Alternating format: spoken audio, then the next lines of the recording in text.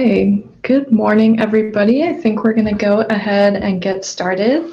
Welcome to our workshop. My name is Courtney Lasser. I use she, her pronouns, and I am a senior undergraduate student at Washington University in St. Louis.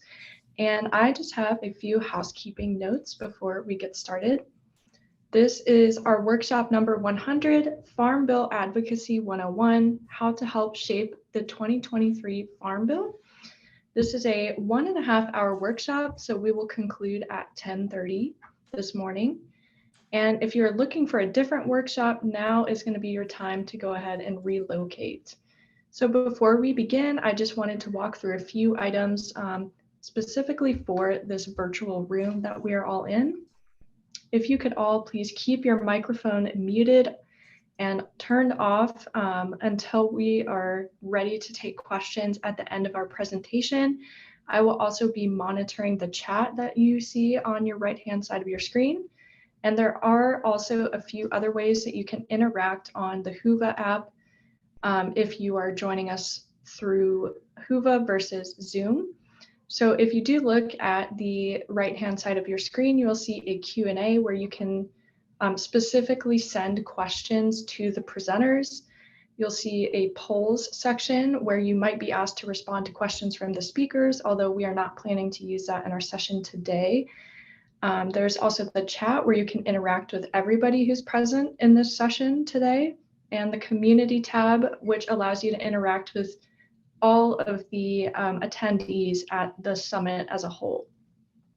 A recording of this workshop will be made available in the next few days on the Whova app, and all of the content from the summit will be available on the Whova app for the next 3 months. So please double check that when you're entering a question or a remark that you are in the proper section of the Whova app. So Q&A is for questions to the presenters directly, and chat will be interacting with attendees of this session. And again, I will be monitoring both of those to help the presenters field questions when we take them at the end of this presentation. So with that, let me go ahead and introduce our speakers that are joining us this morning. We have Dr. Kathy Day, who is the Climate Policy Coordinator for the National Sustainable Agriculture Coalition, alongside Sarah Goldman, the Federal Policy Organizer for the Land Stewardship Project. And with that, I'm going to turn it over to our presenters. Thank you so much, Courtney. Really glad to be here. And we're looking forward to talking with all of you about the Farm Bill and about how Farm Bill advocacy is important in climate change work specifically. So we'll start out by giving you a little bit of a sense of what we're going to do in the session before we jump in. We'll tell you a little bit about the National Sustainable Agriculture Coalition and about the Land Stewardship Project. We'll tell you some about the history of racism in the Farm Bill institutions and how that still matters. Give you a little bit of overview of the Farm Bill itself and the processes that create the Farm Bill, and talk about how climate matters in the Farm Bill. What are some of the places where your advocacy and all of our advocacy can make a difference with climate? And then we'll do some actual interactive work with you, learning about who your representatives are and considering the issues on which you would like to engage them. And so for that part, we'll really look forward to having all of you speak up and work with us. And we'll be using some apps or some websites really that Sarah will be sharing with you. And so we'll ask you to get in and use those websites when we're doing that part. All right, so to start off with then, the National Sustainable Agriculture Coalition is a grassroots alliance. It has 130 members around the country. And those members are organizations that work in food and farm in one way or another. And together, we work with those organizations to improve federal food and farm policy. And we do that by having a staff based here in DC, as well as grassroots staff based in some places around the country, who help to both interact with our members and to take that policy up to DC. So we'll talk about that a little bit more. And Land Stewardship Project, I should add, is a member of NSAC. So first of all, for how we start in that food and farm policy process, and it's really a cycle, but if we think about it as having steps, we talk to farmers and stakeholders usually via our members. So most of our members actually work directly with farmers on the ground and have a lot of daily interactions about policy, about what their needs are, about what's working for them and what's not working for them. And so we listen to those kinds of input from our members when we're starting to build policy. And the way that we do that is that we have monthly issue committee meetings, meaning, for example, I work with the climate change subcommittee, and in that committee meeting, every month we talk about the kinds of policy that are needed, the kinds of policy we're moving forward, and how our grassroots advocacy can help to support that policy change. And then we take the policies that we build within those member groups through our long-term discussion and consensus processes, and we take those through our staff and through our policy leads on staff like me to Congress and to the federal agencies. And so we spend a lot of time talking to staffers of members of Congress, whether senators or representatives. We also spend a lot of time interacting with folks at the United States Department of Agriculture, as well as some other agencies. So all of that work is very much grounded in what farmers are doing on the ground, very much built from the needs that they're telling us about and the things that they would like to do that they need support for, but with that focus for our part of the whole puzzle on building the advocacy piece on the DC end. And I'll hand off to Sarah for a moment. Hey everyone, it's great to share space with you all today. My name is Sarah. I'm a federal policy organizer with the Land Stewardship Project, and just want to dive in a little bit to ground us in the work that we do at Land Stewardship Project, or as we call it, LSP. So we're a member-based organization. We've been around for 40 years. We've just celebrated our 40-year anniversary with 40 bonfires across the upper Midwest. And we're a nonprofit organization, and we really work with farmers and other stakeholders to promote sustainable agriculture, develop healthy communities, and to foster an ethic of stewardship for farmers and farmland. So at the core of our work, we're really focused on the values of stewardship, justice, and democracy. And as I mentioned, we work with farmers across the upper Midwest. We have about 5,000 farmer members, but our organization is really unique in that we do both programmatic work and policy work. So we're on the ground every day working with farmers to help them implement new and different practices, while also moving farmers to take action on policy. So we're kind of working both at peer-to-peer learning and in the policy space. Thanks, Sarah. So we'll move on just a little further to talk about the historical context of the Farm Bill. And we like to jump in here before talking about the Farm Bill itself, because it's important to set the stage for that historical context in which the actual construction of the first Farm Bill was operating. So in 1933, when the first Farm Bill was built, a lot of the history of our nation was very much pushing in a certain direction, and that got built into the structure of the policies that were made at the time. So we have to start from the perspective that we have this history of stolen land where more than 1.5 billion acres were taken from indigenous communities. They were taken through treaties, they were taken through homestead acts, and those lands therefore have a lot of conflicted history within them. We also have a history of stolen labor. We have the enslavement of African people, most of all, that has been the foundation upon which American agriculture was built. And it's provided so much benefit to white landowners that still benefits many white landowners who inherited land today. So when all of that history was built into the first Farm Bill, the Farm Bill itself upheld systemic racism. It excluded domestic workers and farm workers in social programs, for example, because most of the people who were working in those roles were people of color. And that history of keeping farm workers out of some of those programs, it feeds into today still, because farm workers still do not have the same worker protections that other workers in our system do. So by excluding people of color from those protections, we end up getting a system where we still have very unequal employment law in relation to farm workers. We also had a lot of discrimination that got built into the local US Department of Agriculture offices.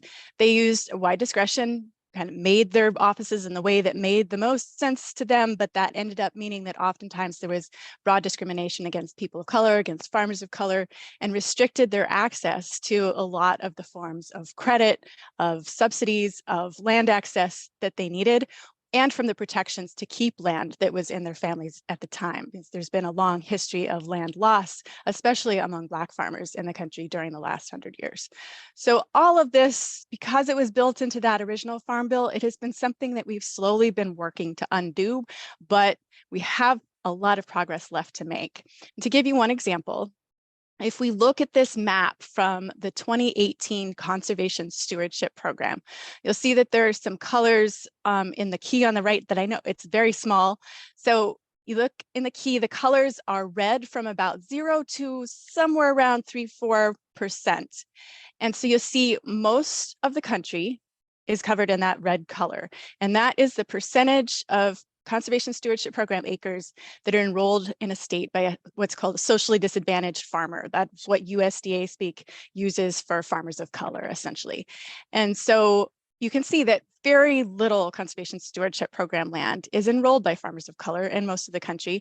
You start to get a little higher, but higher is maybe 5% of that Conservation Stewardship Program land, as for example in Montana, and you get into the green range, and that's still only in the 10% or so range, except for a few exceptions like Maine, New Mexico, and Oklahoma. So there is still a long way to go on ensuring that there's sufficient access to the federal programs by farmers of color in particular, as well as beginning farmers and others that we'll talk about a bit as well. So I'm going to hand off to Sarah again. Thanks, Kathy. And I just want to mention we're not the first advocates or activists to point out these inequities. There have been folks working on advocacy around structural inequities in federal agriculture and food system policy for a long time. So just want to point out some of the initial victories that advocates have achieved to address inequities. So the first to mention is that there are set-asides for farmers of color in conservation and other Farm Bill programs. We're trying right now to expand some of those set-asides, but those are for folks who have faced historic discrimination at the hands of USDA. There's also a landmark program called the Outreach and Assistance for Socially Disadvantaged Farmers and Ranchers, which is a mouthful. We refer to it as the 2501 program.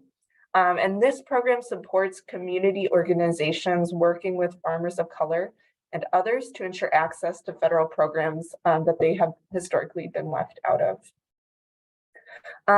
It's also important to mention that the Farm Bill is both a nutrition and food access bill, as well as an agricultural support program, and programs such as the SNAP program, or Supplemental Nutrition Assistance Program, or FDIPR, which is the Food Distribution Program on Indian reservations. They provide funding and food for individuals experiencing poverty. And there are also a suite of healthy food access programs. So these programs are really important in correcting structural inequities, but also really important to mention that this is just the beginning of the changes that we are advocating for, that we need to see to really address those historic structural inequities in food and farm policy. So we need to do a lot more, and we're investigating a lot of questions about what we're advocating for and how we do this work. So just want to raise up some of those questions to ground us today. So those questions are, what are the ways that we are upholding systems of oppression in our own food systems work? What are some resources or skills my organization or farm has access to? And who do we serve and support with those resources? And then who is left out? Who doesn't have access to these resources? So these are things we're thinking about as we are really right now in our Farm Bill advocacy stage across the country. So now I'll go on and talk a little bit more about the Farm Bill. So the Farm Bill It's developed and authorized on a 5-year authorization schedule, meaning that it's up for reauthorization every 5 years. The most current authorization is scheduled for September 30th. That's when the current Farm Bill expires, and the next one will need to be put in place, or the current one will need to be extended. The Farm Bill shapes what we eat, what farmers grow, how folks access land and access capital to run their farms, and the health of our natural resources, our environment, and the food security for millions of folks across the country. The Farm Bill contains policies. It also enacts a suite of programs and also provides funding for those programs. And it impacts everything from rules about who's eligible for a farm loan to fund their farming operation, to food assistance, as I previously mentioned, for families experiencing poverty. And just again to mention that the shape of the Farm Bill in its current form, it does reflect deep-seated structural inequities, but it also presents a huge opportunity to drive change because it is the biggest package federally that funds food systems work and a lot of the structural supports that farmers receive. Now I'll go into the funding piece of the Farm Bill. Oh, I jumped ahead a little bit. I just wanted to go into a little bit more about what the Farm Bill impacts. I believe President Obama used this analogy. He said the Farm Bill is kind of like a Swiss Army knife. It's a really comprehensive tool that accomplishes a lot of things. So some of those issues are listed on the screen here. It impacts what folks are able to eat.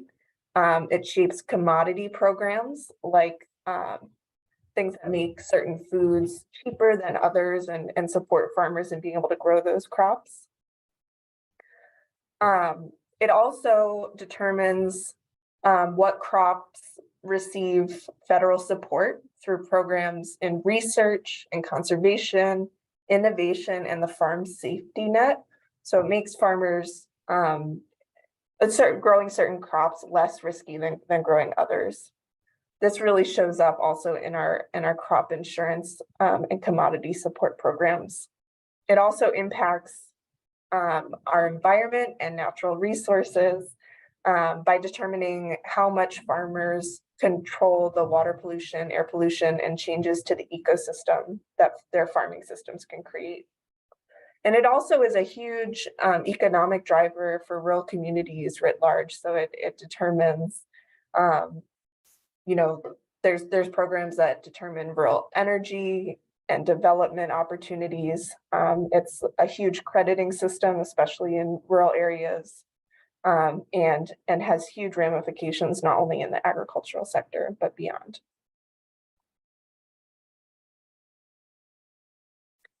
Now I'll dive into the funding a bit.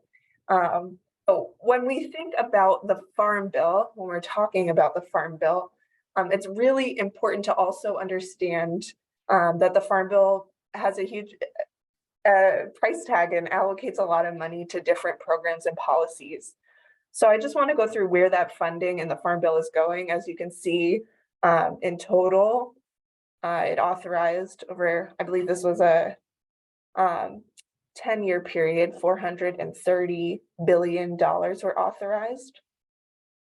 And so that's a huge amount of money. So just as with a lot of New Deal programs, a lot of the focus of the funding in the Farm Bill is on making sure that people have enough to eat. So as you'll see here, a big part of the Farm Bill is the nutrition title. That makes up 76% of the Farm Bill funding pool. So about 3/4 of the funding in the Farm Bill is going towards supporting primarily the Supplemental Nutrition Assistance Program. But when we look at that, there's still 1/4 of funding that is not accounted for in that nutrition allocation. And so you'll see when you look at this graph that there are 3 other areas of focus that really make up most of what's left when you take out that nutrition portion of funding. So crop insurance is one of the biggest pieces of that quarter. About 9% of 2018 Farm Bill funding went to supporting the crop insurance programs. And it really represents the most substantial way that the Farm Bill puts money into the hands of farmers through the crop insurance program. However, a close second in terms of funding is the commodities piece of this chart, commodity spending. So there are direct payments to farmers that are often based on what farmers grow, with a few other parameters around who gets money. So it's really important to note that when you put those two together, crop insurance and commodities, so they account for about 16% of total Farm Bill funding. And it's really important here to point out that most of that spending within the commodities and crop insurance program is going to the largest scale farmers. There are definitely pieces of both of those programs that are going to support small and especially mid-sized farms, but the vast majority of that funding is going to the largest growers. And with those largest growers, it also represents folks with the most access to farmland. And so wanted to also dive a little bit into the conservation funding pool. As you can see on this pie graph, about 7% of Farm Bill funding goes to conservation programs. And so these conservation programs really help move farmers towards practices that decrease their greenhouse gas emissions, reduce pollution, and also rebuild soil that we've lost through decades of damage through destructive agricultural practices. That last set of funding here, that small sliver, which actually represents $4.2 billion, contains a lot of other priorities, including, I'll just name a few here: research, credit, rural development. It's a much smaller bucket of spending, but it's also really important to supporting research that advances farmers' access to land, also programs that support rural development, rural livelihood, energy, and regional food systems. I'll turn it back to Kathy to talk a little bit more about the Farm Bill. Thanks, Sarah. So one of the things to understand as we're working toward this September 30th deadline is that there are very specific processes, just as for any other bill, that the Farm Bill has to go through in order to reach its final mark. And the step that we're in right now is really the very beginnings of the top level that you see here. So right now, the House and Senate Agriculture Committees are starting to formulate what they want to be priorities in their versions of the Farm Bill. So the House side, as you probably know, currently is led by Republicans, the Senate side currently led by Democrats. So they may see fairly different versions of the bill, but historically, both parties have worked toward having a bipartisan Farm Bill, having some strong agreement. So there may be some potential to have fairly rapid progress on getting two bills that have some shared priorities. But for now, each side, each of those committees is working independently, developing its own language. And right now, the Senate in particular is listening to its members, listening to the other parts of the Senate and finding out what they want to be priorities within the Farm Bill. So they each have their own processes. The Senate has some formal systems set up right now where they're listening to other offices through a formal portal. They're also listening to us, the public, through a different formal portal. So they're taking online all of the priorities that we have and that different members within the Senate are carrying up from their states. So that process, we hope, is going to start to reach some kind of conclusion over the next few months. And once both the House and the Senate decide on what shape their drafts of the Farm Bill look like, they send it out to the floor. So at that point, it's not just the members of the committees who have a say, but now it's really everybody who has a say and can offer amendments and change things within the bill through those amendment processes. So on the full floor with full debate, you get to a point where everybody votes, and then you get a full Senate version and a full House version of the bill. And those then come together, excuse me, through a conference committee. So folks drawn generally from the agriculture committees will come together and talk about what the final version of the bill should look like. Often the House and Senate bills can be rather different from one another, and a lot can change in that conference process. So the version that comes out of conference usually is not going to be identical to either the House or the Senate bill, but rather tweaks from both. And once that committee version, that conference committee version is complete, it goes back out to the House and Senate for another round of votes, which also allows for, again, some more input as needed. So the final votes on both sides, when complete, those allow for the bill to go to the president's desk for signature. And at that point, we have a new farm bill. One thing to note is that we have now less than 60 days in session between now and September 30th for the House and the Senate. So that's a relatively short time frame for them to complete the bill. If the bill isn't complete, there's some programs that continue as they would, and there's some programs that do not, that revert to old versions. But generally speaking, the House and Senate will agree on an extension of the Farm Bill if they don't get a new one passed by the September 30th deadline. All right, so I'll pass it back to Sarah to talk a bit more about some other details. Thanks. I just wanted to point out here, we're very focused on the Farm Bill authorization today in our presentation, but this is not the only opportunity to engage in Farm Bill related activities. So once the Farm Bill is passed, there is a process annually called the appropriations process, where many of the programs authorized through the Farm Bill have to get funded on an annual basis. So there's a continual effort annually to make sure that priorities in the Farm Bill receive adequate funding. And in addition, after the Farm Bill passes, when there are new programs and sometimes policies that make it into the Farm Bill, they have to undergo a rulemaking process, which means that USDA has to open up a period for the public to provide input in terms of how those policies and programs are implemented. And so there's an opportunity here after the Farm Bill passes to make your voice heard in how new programs are rolled out.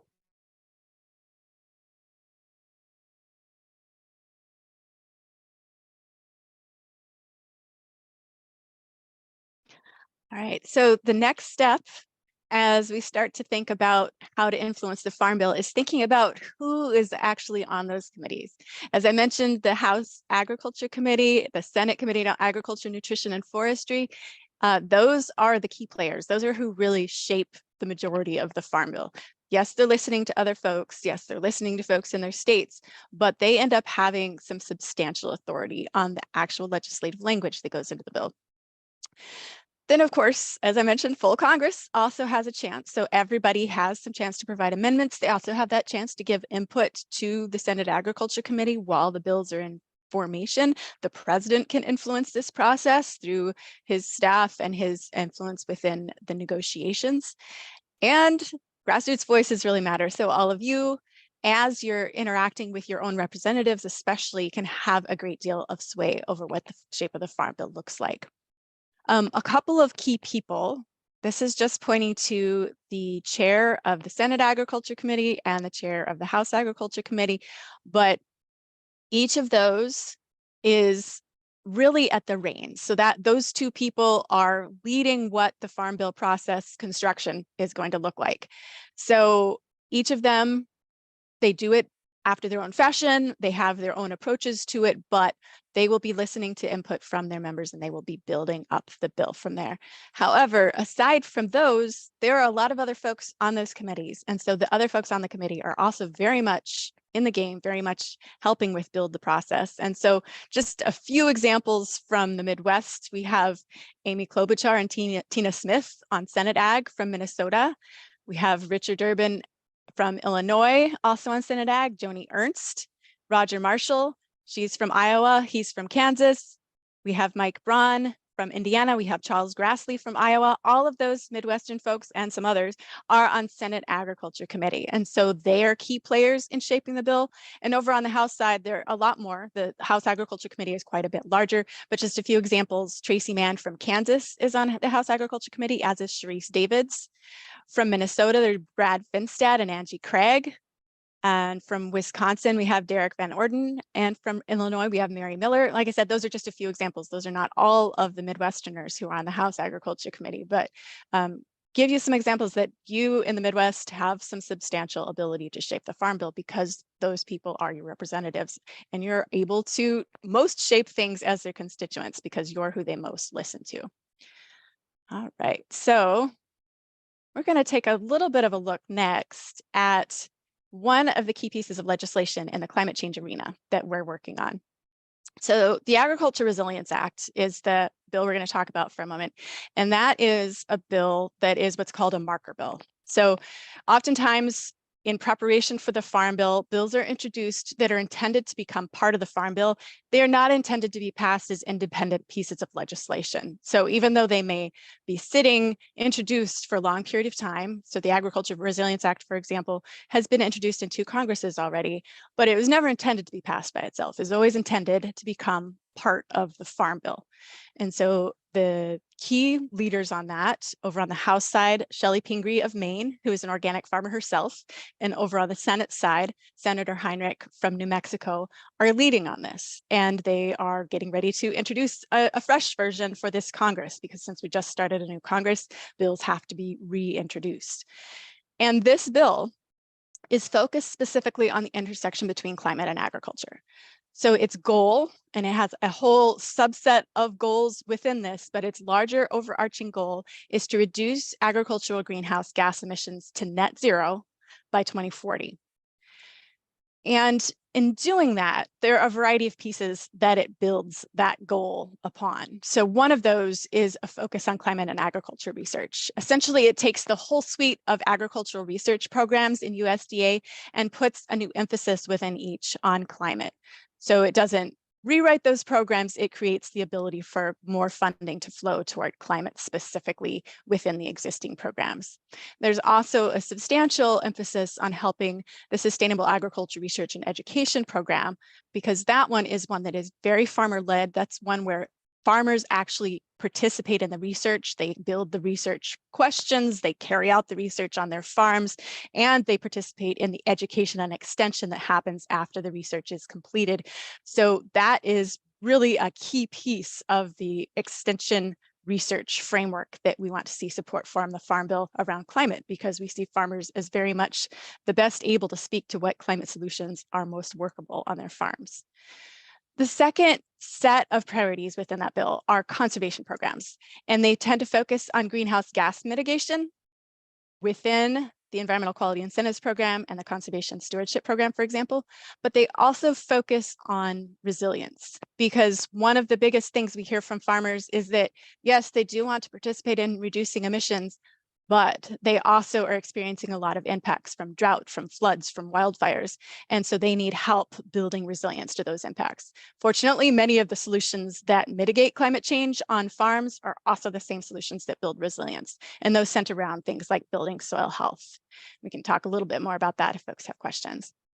And then also within the bill are pieces that focus on that racial justice piece. So Sarah mentioned that the historically underserved folks have some set-asides within these programs, and those set-asides are intended to ensure that farmers of color, that beginning farmers, actually have access to these programs, because oftentimes they've experienced a great deal of challenge in getting USDA to fund them. And so the set-asides help to ensure that some of the funding is specifically directed to them and spent only on their needs. So we're looking to increase those set-asides so we can help with more farmers of color and beginning farmers and ranchers getting access to the programs, partly because research has shown us that those farmers tend to be the key agents of change. They tend to be those who carry conservation practices the most effectively and implement the most on their farms. The bill also vastly improves conservation compliance. Conservation compliance is a strange sort of hybrid between conservation programs and the insurance and subsidy programs. But essentially what it is that in exchange for getting subsidies, including subsidies that pay the large share of your crop insurance, you get a little bit of responsibility laid in your hands. You have to ensure that you're not causing your land to rapidly erode away. Now that matters, of course, for things like water quality. You need to have reduced erosion if we want to keep fertilizers from washing into the Mississippi and creating the dead zone that we have in the Gulf of Mexico. But erosion is also really important for climate change because as lands erode, they also release greenhouse gases. And so we're looking to expand conservation compliance so that all farms have to comply with it if they're receiving federal funds, because currently it's a very limited subset of farms that were classified years ago as having the most severe forms of erosion. So there's a lot of updating to do, and there's still really high levels of erosion across many farms. And so we're looking to ensure that all farms have some support to think about ensuring they have erosion protection across all their lands. And then this bill does a variety of other pieces. I'm just going to run through this as a list more or less, but it improves some local food program elements. It helps to better preserve farmland from urban development. It increases our ability to process livestock at a smaller scale, and it improves grazing programs. So for example, it helps to shift some of the funding from large concentrated animal feeding operations toward the kinds of programs that are going to get animals grazing out on the land in a really careful managed system where there's this highly carefully managed systems that have been shown to have better climate outcomes than concentrated animal feeding operations and the systems that they support. And in addition, there's a climate focus in the farm energy programs within the bill.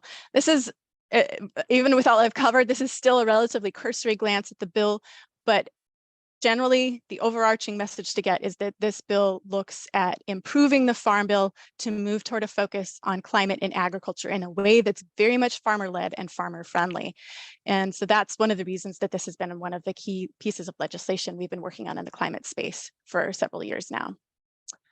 So I'm going to hand it back to Sarah for this next segment.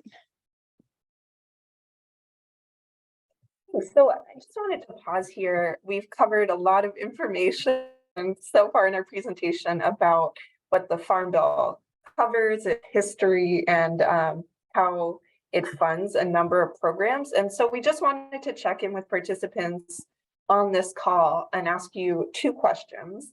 What are the issues that matter to you in the Farm Bill? And then what questions right now are rising to the top for us about the Farm Bill? So I can pause here. Feel free to unmute yourself or put your comments and questions in the chat.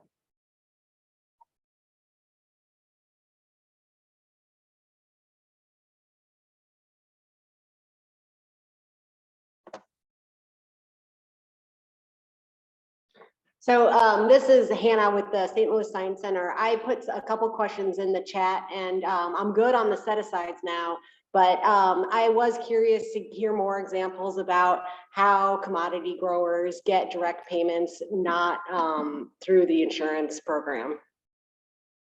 Like examples. Yeah, so I can point out one example, and then Kathy may have a few more to add. But over the past few years, there have been a number of natural disasters that have hit farmers across the country, from drought to flooding to extreme wind events here in the Midwest. And farmers have received a lot of disaster payments that are in addition to both the commodity and crop insurance payments that they receive normally. So that would be an example of an additional direct payment outside of insurance and commodities. Kathy, do you have any other examples to point to? Sure, Sarah. So another one is that farmers who have what are called base acres, so people who have land that was classified as growing cotton at a certain point in the relatively recent past, or growing corn or growing soybeans, those farmers, as long as they keep producing commodities, regardless of whether that it's the exact same commodity as the land was classified under at that point, they receive payments for that land based on the fact that they're still using it for farm production. So as long as I take my, let's say, my soybean land and I'm now using it for a year for winter wheat because I'm trying to transition away from some weed problem I'm having or something like that, then I can still get a payment based on the fact that I had soybean acres in 5 years ago. So those payments are just fairly automatic. Like I said, aside from the conservation compliance piece, where in limited cases, people could risk losing their subsidies if they don't protect their soils, people just get those payments regardless of what they do, as long as they're farming commodity crops. There's a small exception that, and I may get the percentage wrong, but I think it's 15% of land that you can pull out to do things like diverse vegetable production and still get payment for the whole acreage upon which you had that designation before. But by and large, as long as you're keeping it in farm production, focused mostly on commodity crops, you can still get those direct payments, as they're called, that allow you to have to do very little aside from what you're doing anyway. So considering that 15% of, like, is it a disincentive to engage in conservation programs, or since they have the 15% leeway, they still feel encouraged to do programs? So that's one question. And also, like, about like how much are we talking that they receive just for continuing to grow commodity crops per acre, for example? Yeah, I apologize that this is not my specialty area, so I don't actually have the payment amount off the top of my head, but I'd be glad to answer that by email after I touch base with our staffer who focuses on that, if you'd like. But as far as the incentive question, it is, regardless of whether you're growing diverse vegetable crops or you're growing commodity crops, you are you're very much able to participate in the conservation programs, because the conservation programs are separate payments that you apply for and that are specifically to be used for the conservation plans that you've developed in partnership with the Natural Resources Conservation Service. That said, a lot of farmers do not work with the conservation programs, especially the very large scale farmers are not necessarily working directly with them. They may work with their certified crop advisors, for example, folks who are affiliated with those who sell fertilizers and that sort of thing, but they may not necessarily work directly with the Natural Resource Conservation Service. And that means that they're making change in some ways on the land every year. Everyone is. But as far as really investing in intensive conservation, the subsidies help to support more the conventional version of things, where they're not trying to change toward more conservation, but rather just keep the same system from year to year. So it's not a disincentive to conservation, but neither is it exactly an incentive. And do you happen to know, like, how many commodity crops are included on the list that would be eligible for these direct payments, just for, you know, a routine payment? Yeah, it's less than 10. The exact number I can't be sure of, but again, since it's not my specialty area, but I would be glad also to answer that question over email if somebody is interested. Okay. All right, thanks. Yeah.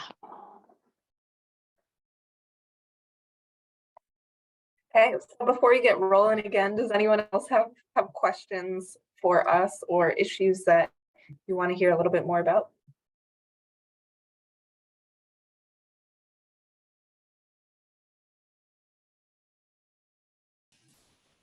Hi, I just had one hopefully quick question. I'm just curious how states interpret the national farm bill. Do states develop their own complementary farm bills? And yeah, or just any thoughts on how different states kind of actually execute and carry out the national farm bill? Yeah, that's a great question. We work at LSP at both the federal, state, and local levels. So we're engaging with federal programs at all levels of government. I will say, in my personal experience, I've seen a lot of state policies be passed that support federal programs. For example, we didn't talk a lot about this, but there's currently a newer crop insurance program for more diversified producers called the Whole Farm Revenue Protection Program. And there's an effort in Minnesota at the state level to have state funding to cover premiums for farmers who want to enroll in that program.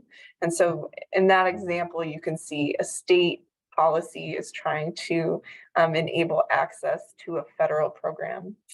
In addition, there are soil and water conservation districts at the state level that make, or local level, that make some decisions about how federal funding is spent.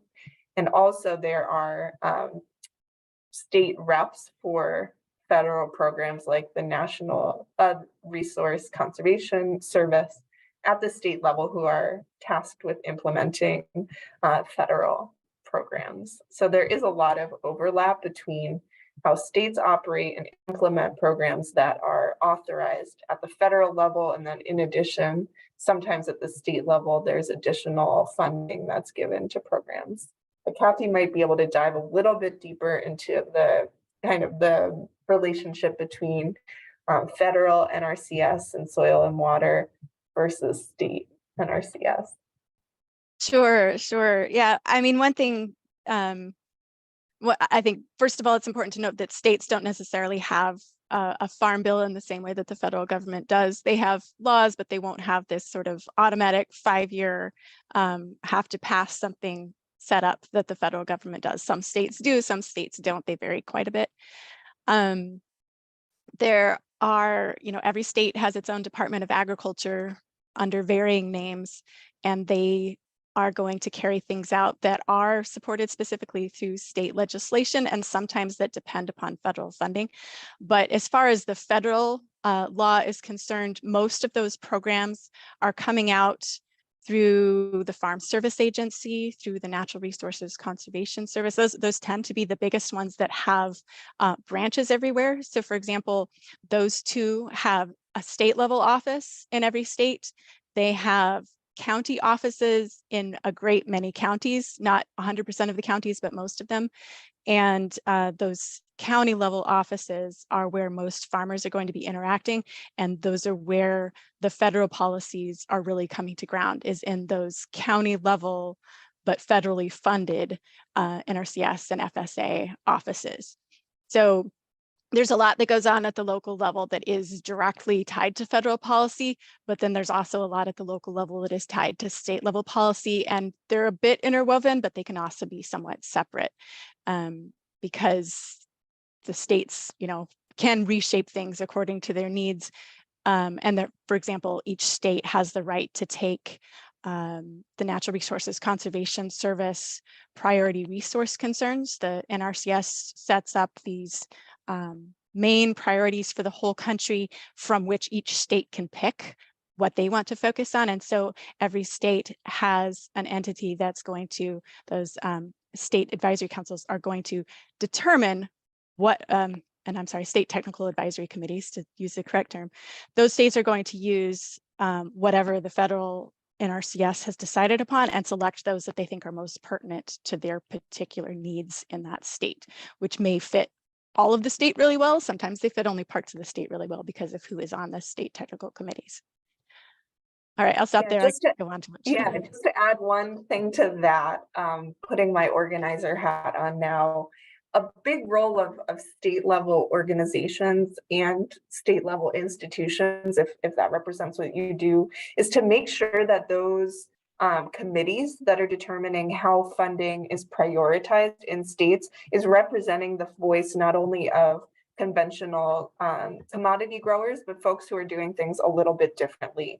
So one of the jobs or the roles that I take on in my work at Land Stewardship Project is trying to get our farmer leaders to serve on those local and state committees so that they can make sure that their priorities and the priorities of the farmers that we serve are elevated in terms of what where that funding is going at a state level. So there are national priorities that are laid out, but as the funding trickles down to the state level, there's also opportunity for engagement and leadership.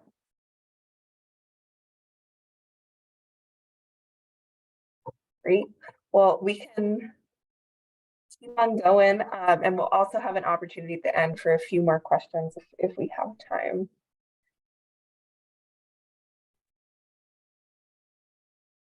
All right, So we're going to run you through some of the titles of the farm, or all of the titles of the Farm Bill, so that you can get a bit of a sense for what is in there.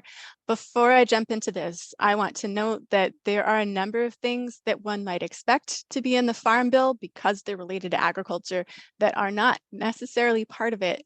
And one of the primary pieces that is not in any way covered in the Farm Bill in a way that can really reshape the structure of agriculture is farm labor. So the ways in which immigration associated with labor, the ways in which we pay farm labor, all of those are in other places covered by other entities. And so the Farm Bill does not tend to affect anything that's happening with farm workers in the country, which is important because there's a fairly substantial lack of sufficient farm workers right now. So there's little that the Farm Bill does to address that, and so that has to happen through other means. But I'm going to focus here on what the Farm Bill does address, and we can answer some questions about other things that it doesn't a little bit later. But first off, we mentioned the commodity programs already. So those commodity programs cover price and income support for the farmers who raise widely produced and traded non-perishable crops.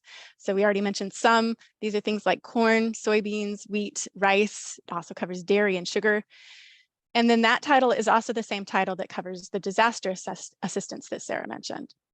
So the commodities cover essentially those base commodity crops through a variety of means. Title II is the conservation programs. So I've mentioned again, the Natural Resources Conservation Service. That is the primary entity that implements the policies that come out of the conservation title. And these are programs that help farmers to implement natural resource conservation efforts on pasture, on cropland, but it also includes things like the land easement and retirement programs. So there are programs like the Conservation Reserve Program that are within the conservation title that temporarily pull land out of production for 10 to 15 years for the most part. And then there are more permanent easement programs that help to pull land out of production, into permanent production in agriculture, so that they are protected from urban development, and also some that protect certain conservation associated approaches on farmland for the long term, so that farms will always be tied into using some key conservation approaches. The third title is trade. So that covers food export subsidy programs and international food aid programs. I won't go too into depth on that one. It's not one that we happen to work in a whole lot at NSAC.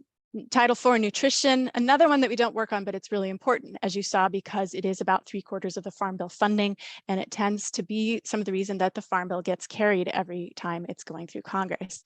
So that's including coverage for the Supplemental Nutrition Assistance Program, or otherwise known as SNAP and formerly known as food stamps. And it also covers a variety of smaller nutrition programs that help low-income Americans afford food for their families. And of course, at the same time, that means that they're helping to ensure that there is money still flowing to farmers through the food that is being bought. Title V is credit. So that covers the federal loan programs that are designed to help farmers access financial credit. So there are direct loans through the federal government. There are loan guarantees where farmers are actually taking the loans out through banks, and they get through those means the loans they need to grow and sustain their farm operations. There are also some loans that help them to improve their conservation approaches on their farms.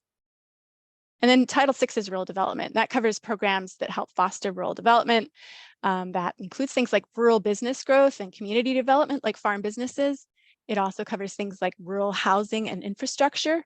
And also within the rural development title are some energy pieces, like the Rural Energy for America program that helps farmers to implement renewable energy on their farms. It also helps with the implementation of conservation in energy. So making a more efficient barn or improving the efficiency of a machine on your farm are part of the things that are covered under that rural development title. Title VII is research, extension, and related matters. So essentially the research and education for farmers.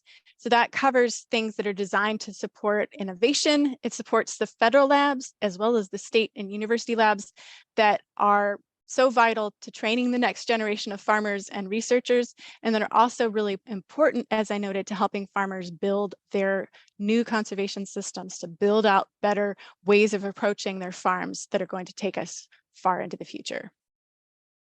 And then Title VIII is forestry. So the forestry title covers forest-specific conservation programs that help farmers in rural communities be good stewards of forest resources. Also not an area in which we at INSAC tend to advocate a lot, although it's becoming increasingly interesting to us as agroforestry becomes more important as an approach. Title 10 is horticulture. So that covers the farmers market and local food programs. So the kinds of programs that help to ensure that your farmers markets are getting assistance with building out their infrastructure, with building out their systems that ensure that there is support for people who want to build out a local food system that allows more people in the area to access the food that farmers in their own area are growing. All of that is supported through that horticulture title, as well as some additional funding for research and infrastructure for fruits, vegetables, and other horticultural crops. And another key piece of the horticulture title is most of the organic farming and certification programs are housed within that title.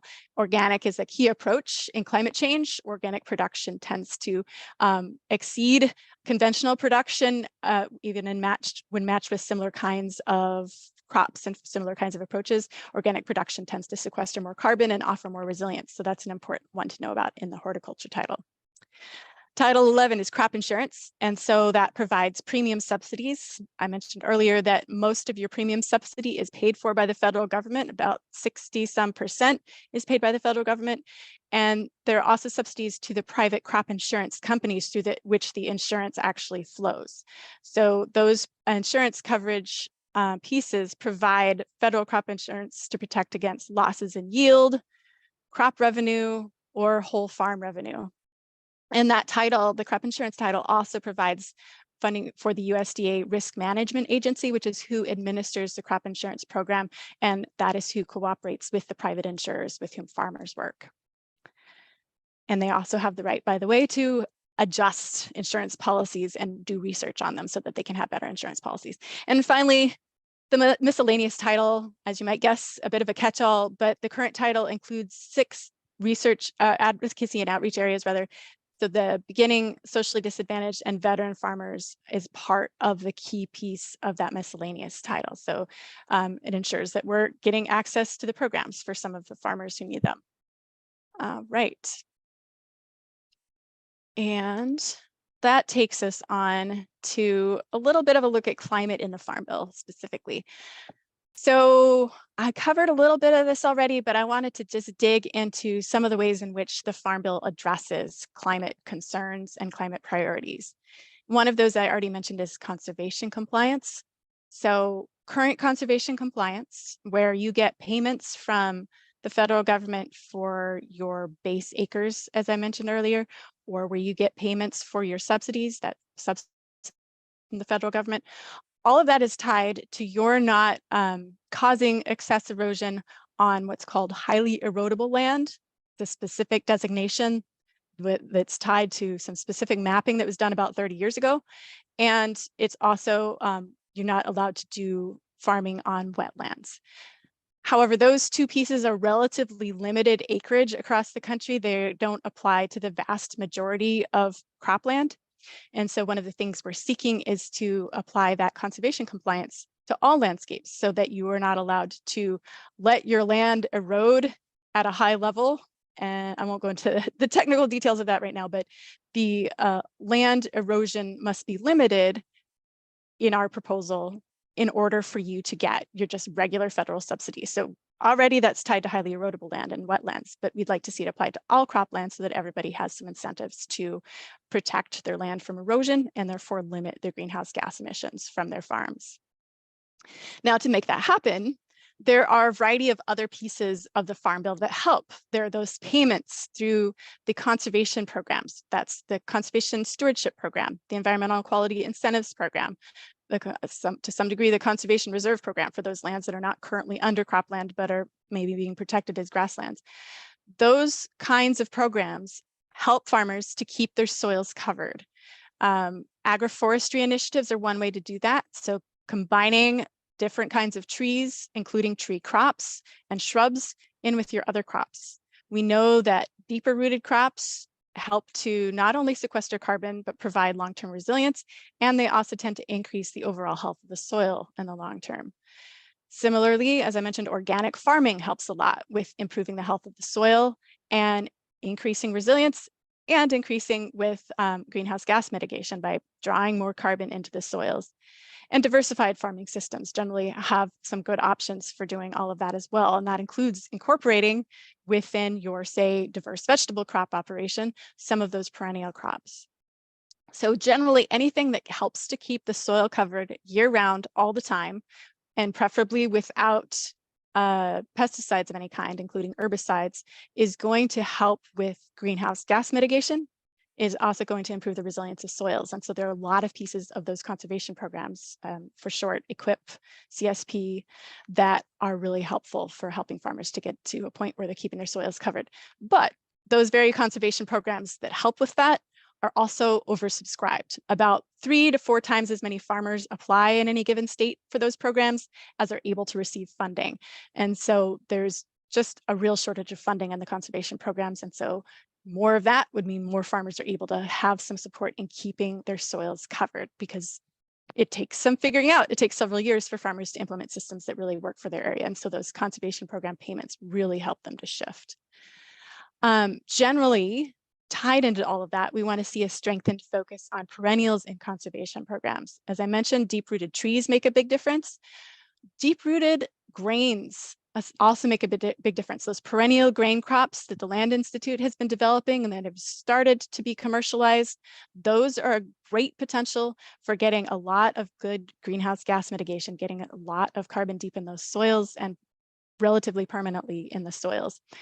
But another system that's also perennial, also grass-based, and also really helps with carbon sequestration when it's carefully managed, and that's the key, it does help a great deal if it's carefully managed, is grazing systems. So more focus on moving towards systems where animals are in management-intensive rotational grazing systems. They're carefully moved around the landscape. Their movement is timed so that they're grazing on the lands at the appropriate time to cause the roots to grow deeper and to access better nutrients. Those kinds of systems have been demonstrated to really have some strong greenhouse gas benefits, and they help to move animals away from concentrated animal feeding operations that are tied to very high greenhouse gas emissions, not only through the concentrated animal feeding operations themselves, but also through the corn and soy crops that tend to support them, that tend to have very high nitrous oxide emissions from the fields, that tend to have high emissions from the manure storage systems. All of those emissions can be set aside by having a well-managed, management-intensive rotational grazing system. So more focus on perennials throughout the Farm Bill will make a big difference, and the conservation programs are the primary place where we'd see that happen. And I mentioned this just now, but one of the things that would help is reducing the prevalence of concentrated animal feeding operations. So that involves some changes to the Environmental Quality Incentives Program in terms of where the money flows. As of the 2018 Farm Bill, 2/3 of, I apologize, 50% of EQIP was allocated to livestock funding. And we have seen a proposal in the Agriculture Resilience Act to have 2/3 of that livestock funding flow specifically to pasture-based operations rather than to concentrated animal feeding operations. Some proposals are now pushing further toward asking that all of the EQIP funding be put toward grazing instead of toward concentrated animal feeding operations. So I've mentioned the grazing advantages. EQIP is one of the primary places where that can happen, improve shift from CAFOs to grazing.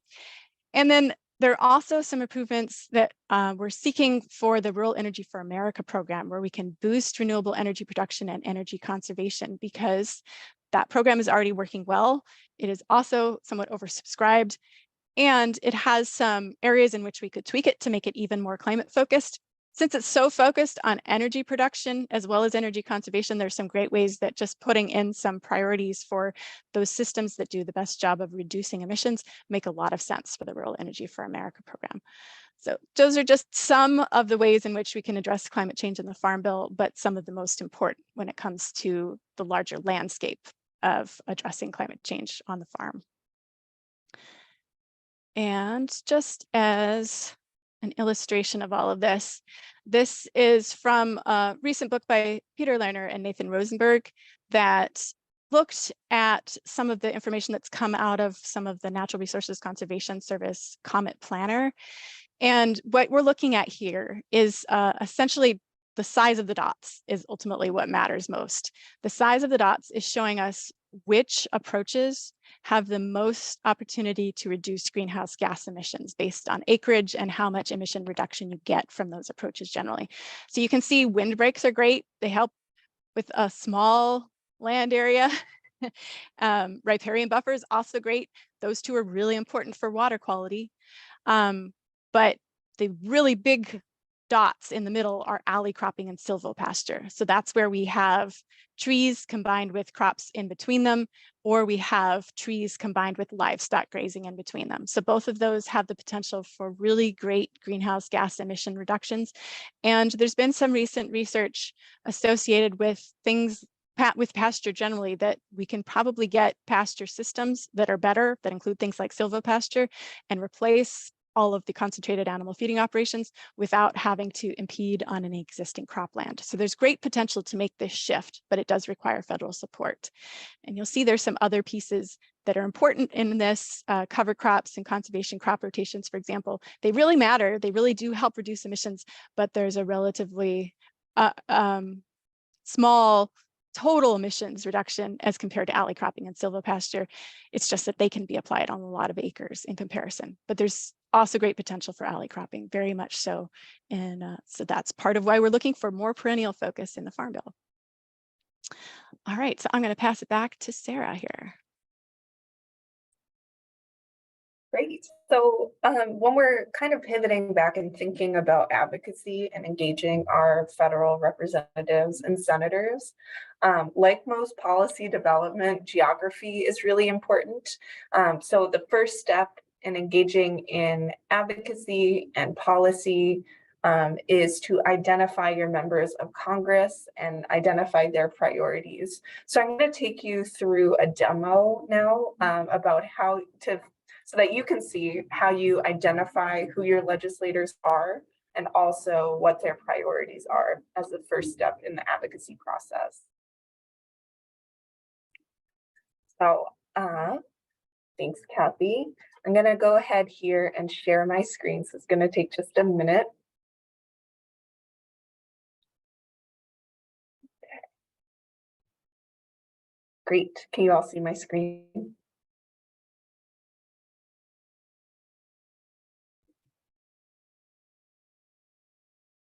Awesome.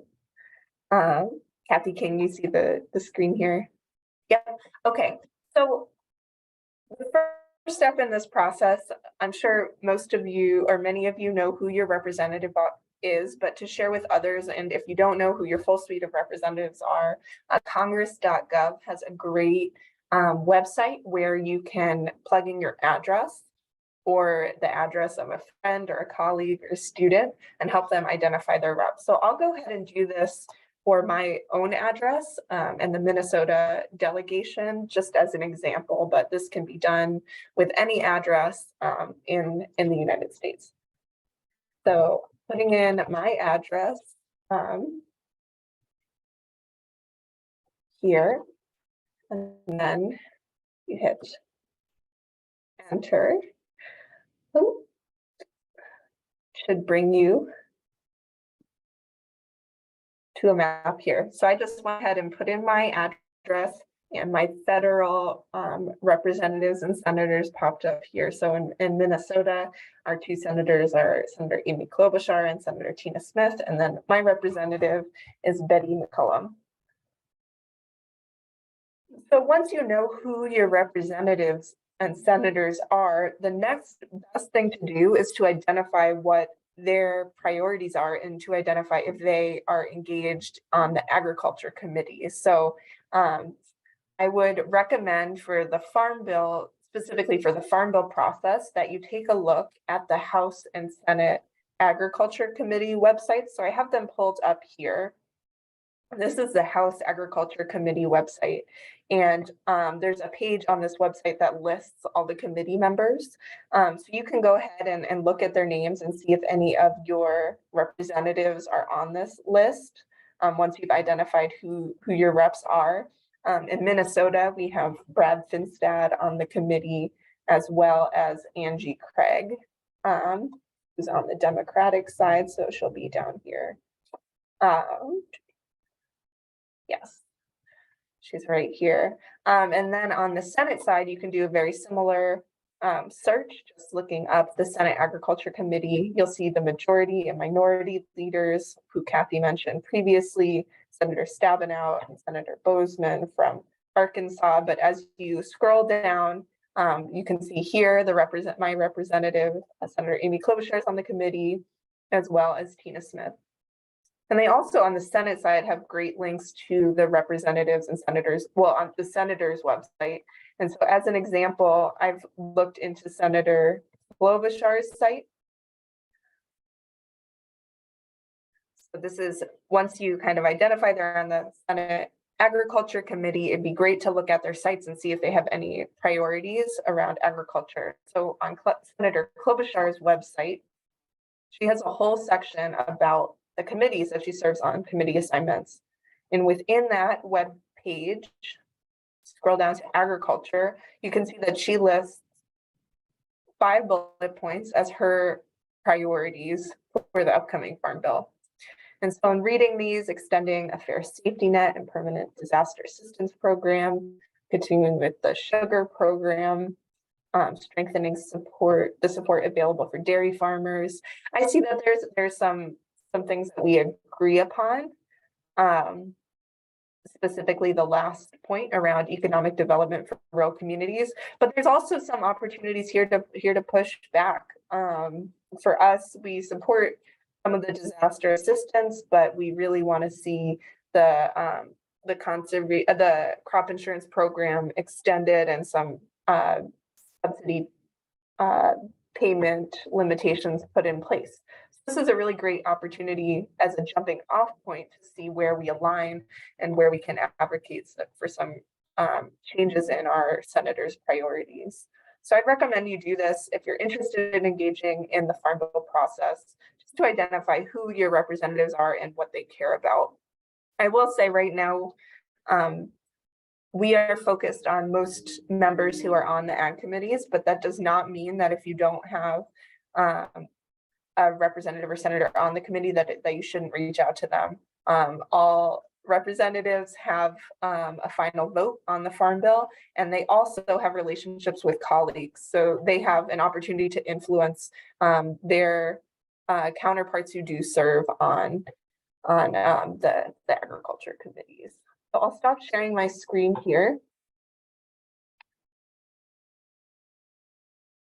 And then continue with the slideshow. If Kathy, you wouldn't mind sharing those slides again.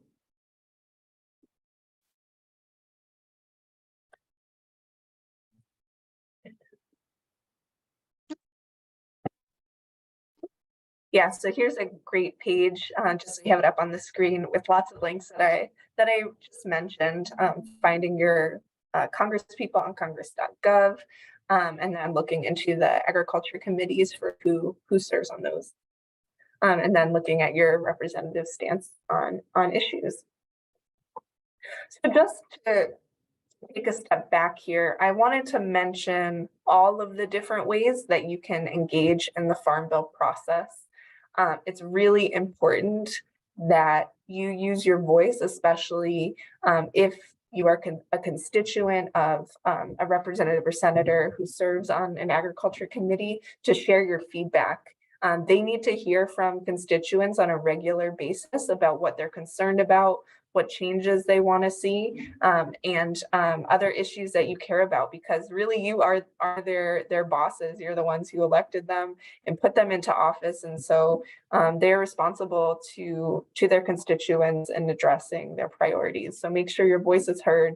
The larger the number of folks reaching out, the better.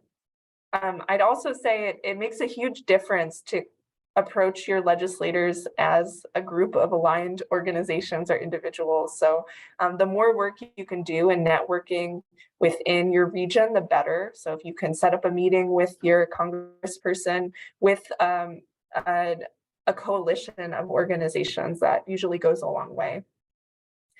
And then also, yeah, as I was saying before, make sure that all your delegation knows what issues are important to you in the sustainable ag, local food, and nutrition movement.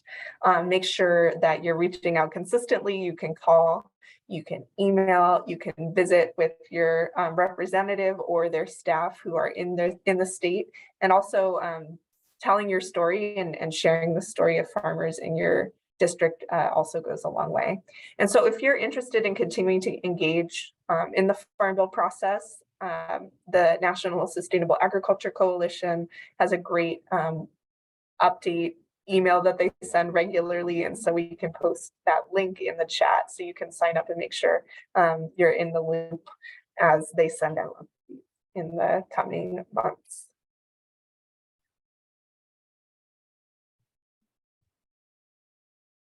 Great. Do you want to go to the next slide here? Great, thank you. And so just as our last slide here, I want to mention that even if you are not an organization representing farmers, everyone, all entities have a role in shaping farm bill decisions. And so I'd love for folks on this call to think about what their role is and the role of the institution that you're affiliated with, what their role is in education and advocacy around the Farm Bill. So I'll open it up to you, or you can take a minute to think about what your role is, and we'd love for folks to share here what you're thinking about.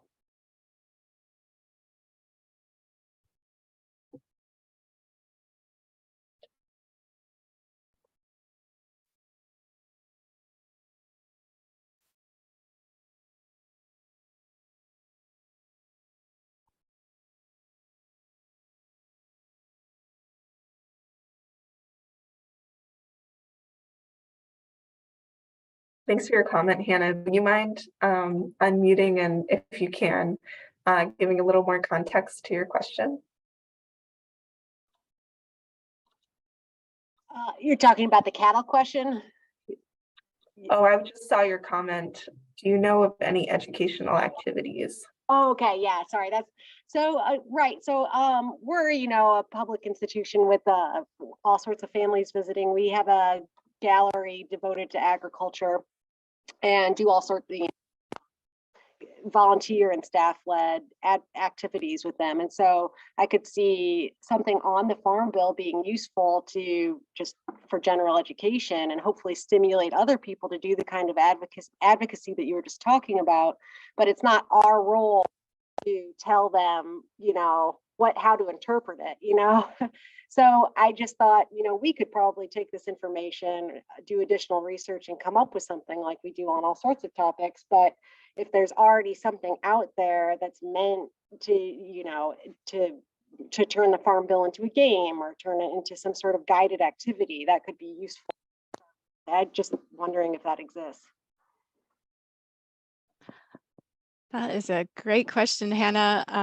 And you're making me wish I remembered a resource we used when I was working at the New Mexico Farm and Ranch Museum.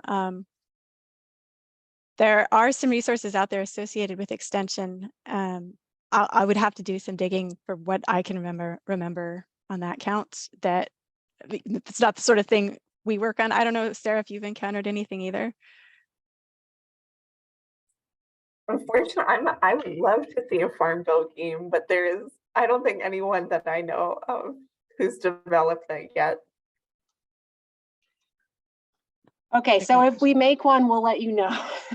That's great, Hannah. Yeah, I will say there are a lot of, especially in higher education. I used to work at the Johns Hopkins Center for a Livable Future, so in the academic realm. There is a really unique role for institutions, educational institutions to play, even if you can't engage in advocacy. I think educational institutions can engage with legislators to let them know about the issues that provide more resources and educational materials about issues. So on the Farm Bill, it could look like uplifting some research studies about the impact of management intensive grazing on carbon sequestration. But there is a huge educational role that you could also play. even if you can't advocate for specific policies.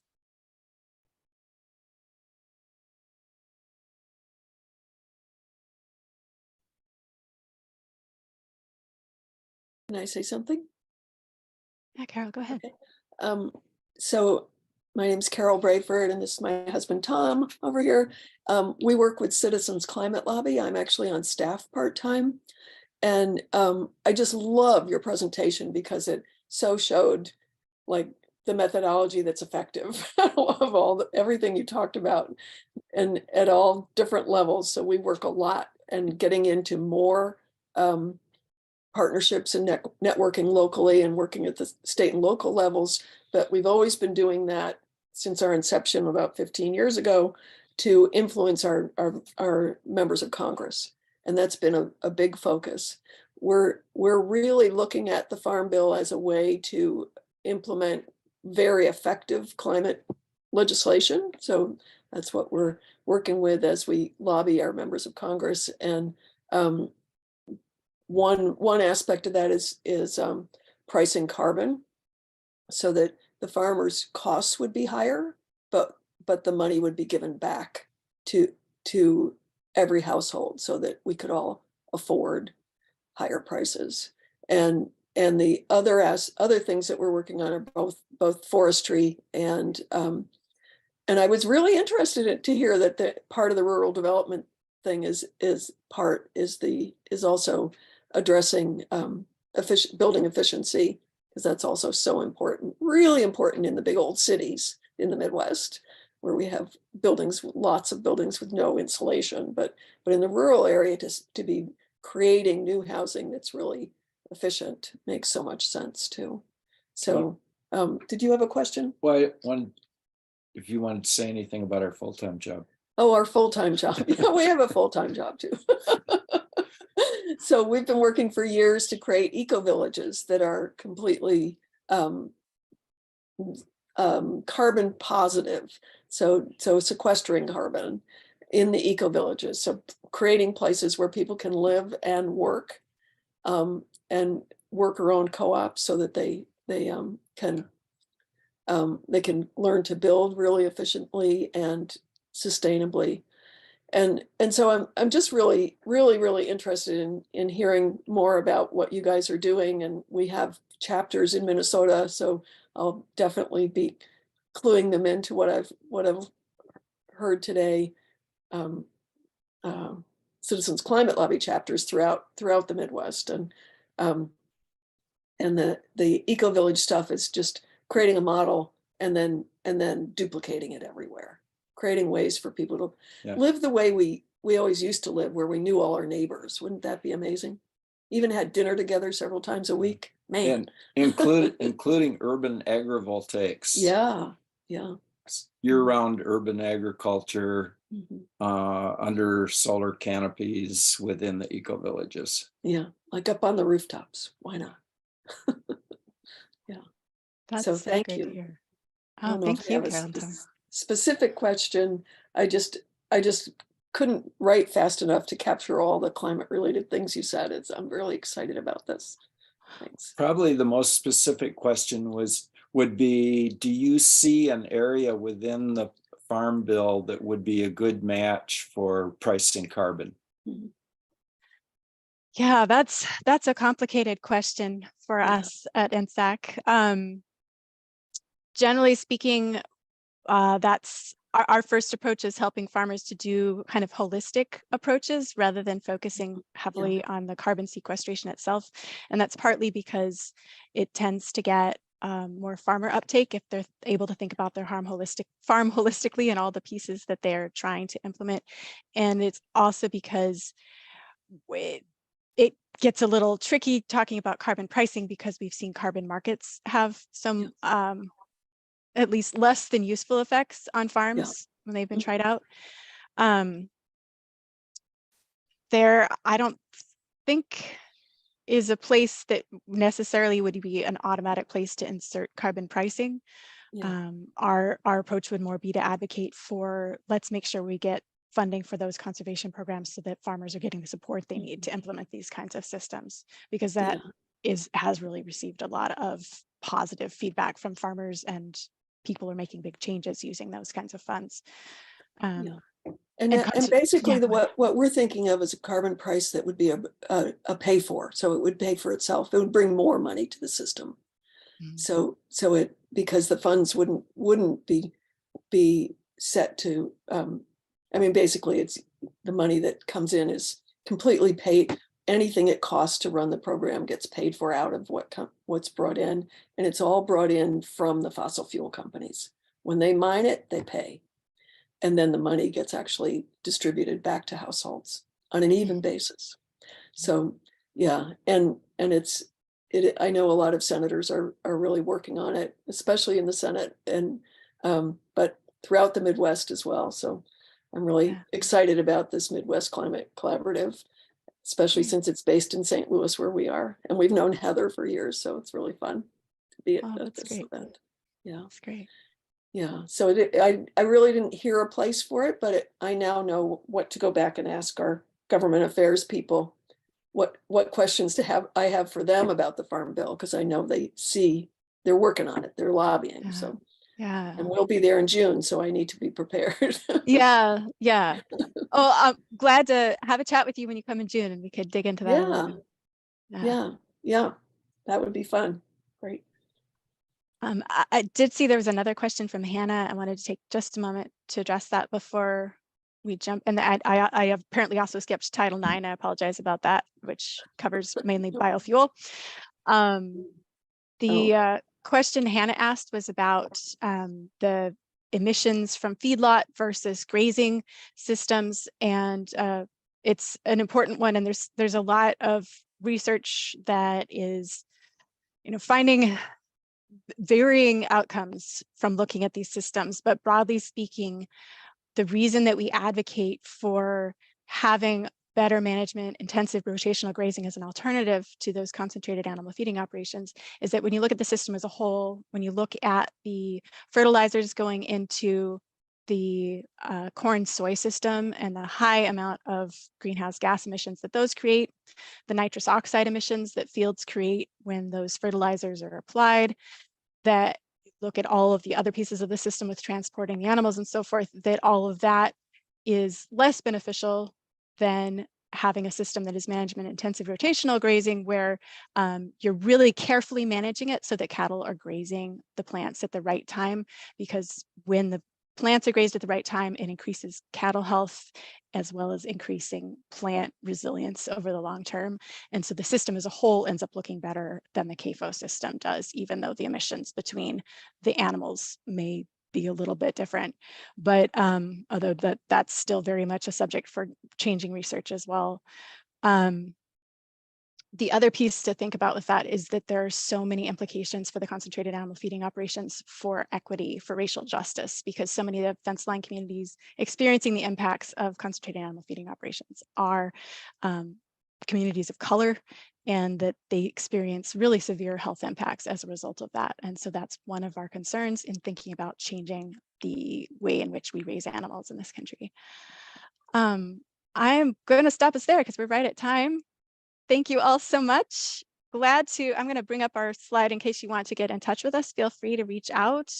Really appreciate having this conversation with you, and glad to continue it over email if you have questions, if you have ideas, and really look forward to seeing any of you who come to DC if you do, but also seeing you throughout the rest of the conference.